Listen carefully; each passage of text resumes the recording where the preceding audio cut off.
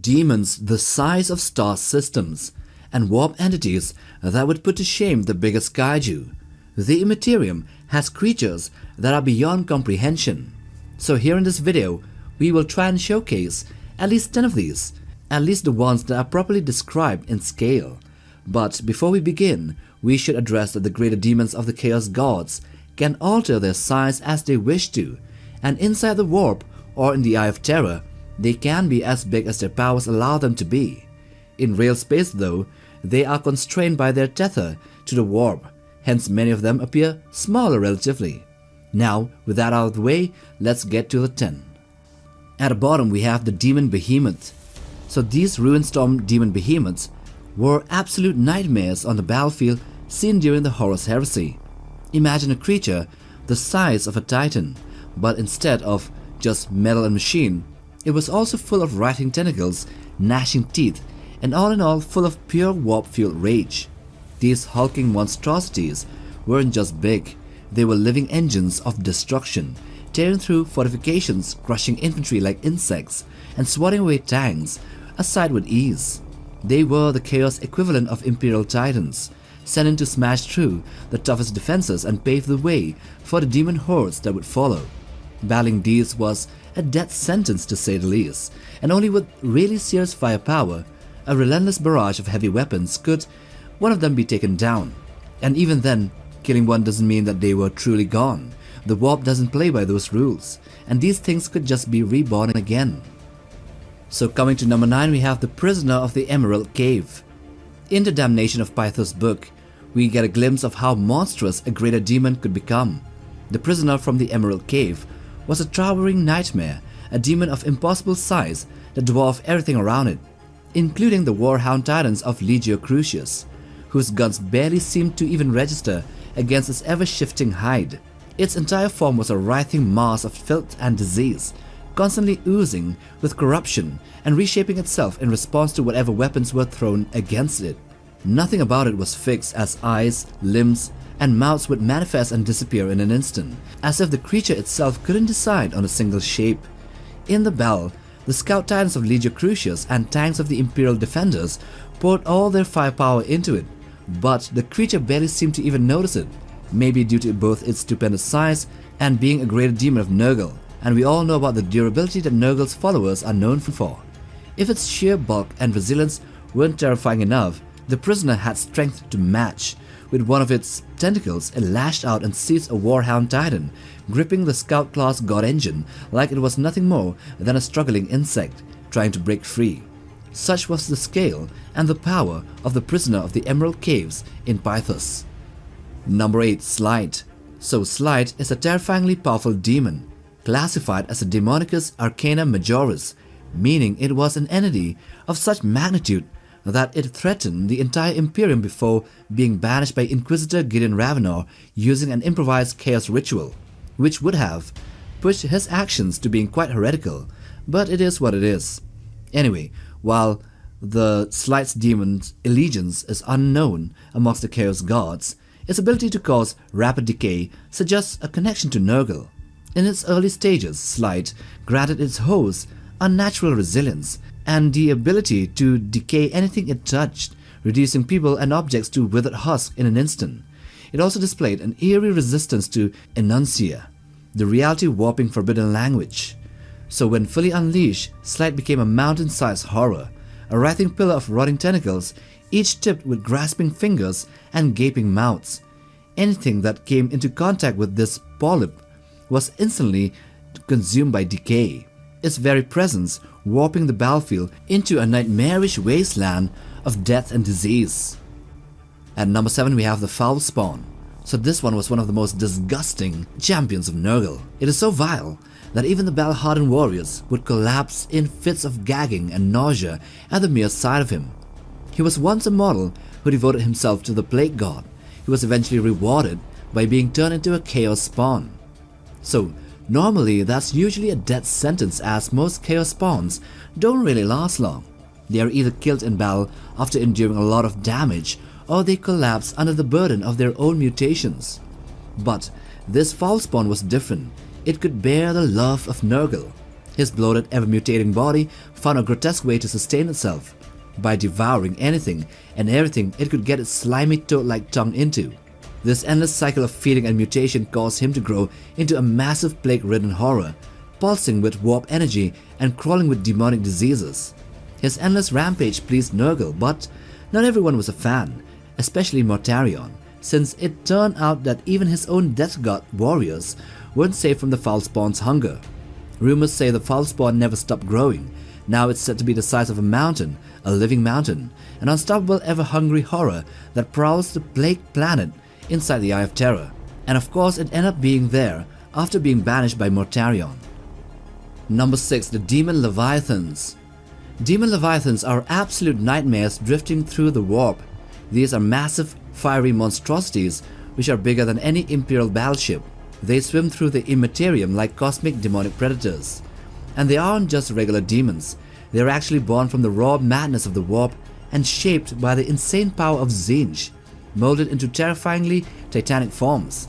They are often surrounded by swarms of screamers and lesser demons, which swim along with them like lampreys following a shark, turning the void into a chaotic feeding frenzy.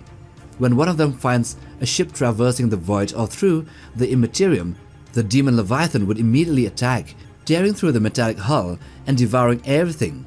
It even shreds reality itself.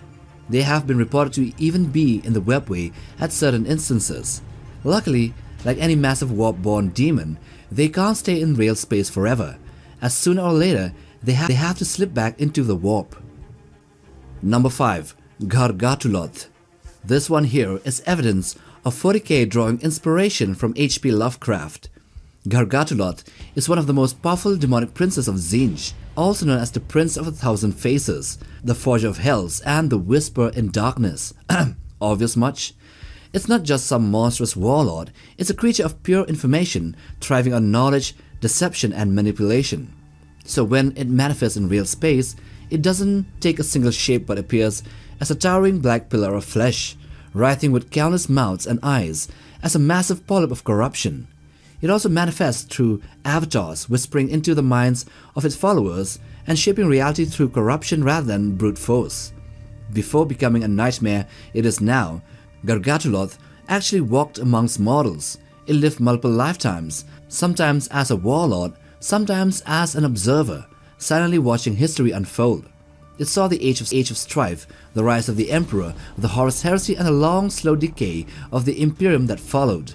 At one point, Gharghatuloth was present at a grand conclave of Tzeentch's greatest demons, which means it is one of the most manipulative under Tzeentch. And its greatest trick was the creation of something known as the Trail of Saint Evisa. And with that manipulation, Gharghatuloth's millennia-long scheme bore its fruits, returning as the reanimated corpse of Saint Evisa, which had become a gigantic column of ever-mutating flesh, an abomination that surpassed even the mighty spires of Hive Superior, meaning it was at least tens of kilometers tall, as it towered over even Hive cities. Number 4. Oliensis. Okay, so we have done quite a few videos on Oliensis.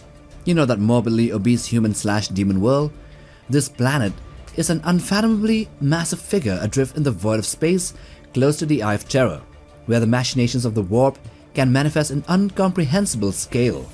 But to say that he's just a living planet or demon world doesn't do him justice, as he can also engage Imperial forces when he realizes their presence, as he did when he devoured the Sentinel Space Marine chapter, and then in turn these Astartes turned to cannibalism inside of him in order to survive, which then later pushed them to become the corrupted Corpus Brethren in the end. At number 3 we have the mutated Void Whales. So Void Whales are the titans of space, utterly dwarfing even the massive Void Krakens. These monsters aren't just creatures, they are ecosystems. A juvenile baby Void Whale is seen to be the size of an Imperial warship, and the adults are so stupendous in scale that they surpass even planets in size.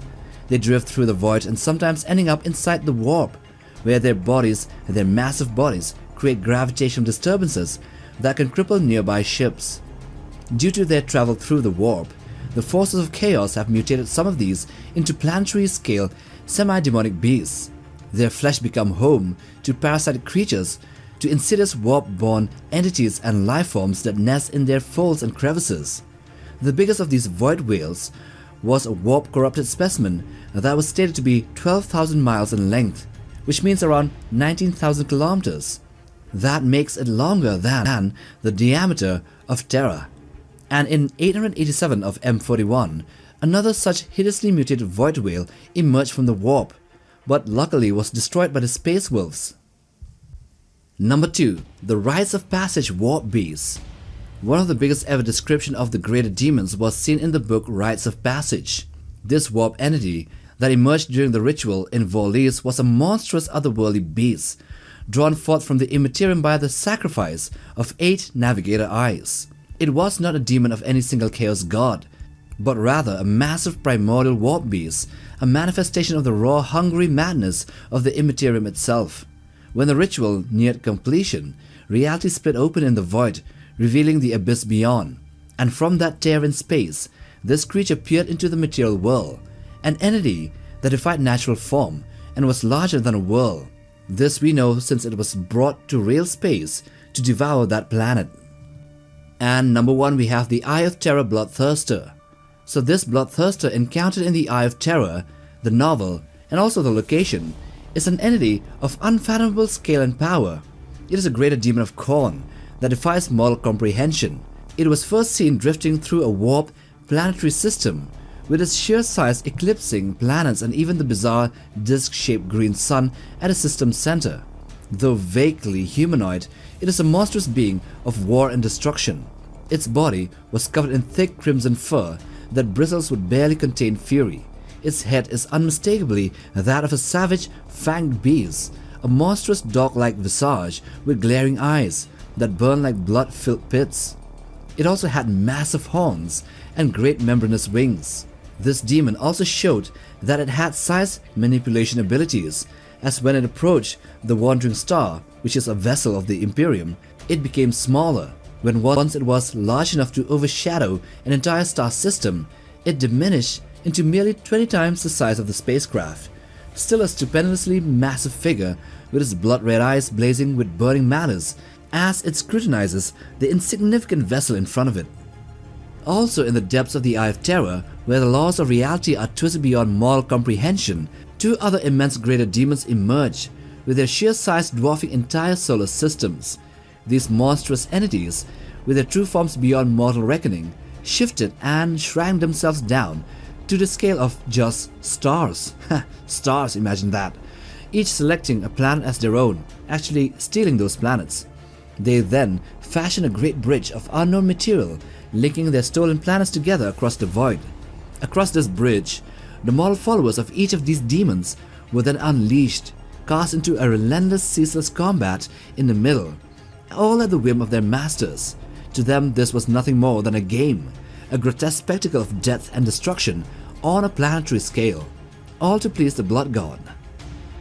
And if I'm not mistaken, there was one other demon of undivided chaos. His name was Madale, yeah, that one. He was also large. Anyway, of course there are also the chaos gods in the warp, but these are deities instead of rather demons or warp beasts. And the same goes for Gok and Mok. These are the gods of the orcs, and that is why we didn't include them. Anyway, with that we come to the end of this video on the biggest demons and warp entities in 40k. Do leave a like for support and to help us gain traction with the algorithm. Also subscribe if you haven't to be a part of Legio Nutbug. Till the next time, take care, boys.